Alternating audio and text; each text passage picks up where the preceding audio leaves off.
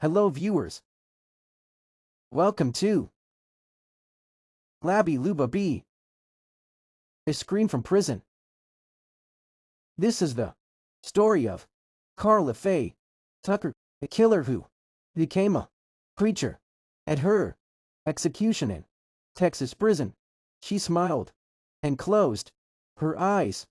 The doctor said, "I have never seen such a peaceful death." Born to a mother in prostitution, she grew up with drugs and darkness. Later, during a carjacking, she killed a couple in panic. The court sentenced her to death. But in prison, something changed. She embraced the Bible. She left alcohol and foul language. She became a preacher.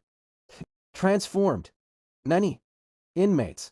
The media started the Save Carla campaign.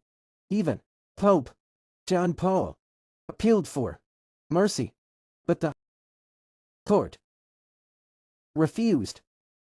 CNN's Larry King asked, "Aren't you afraid of death?"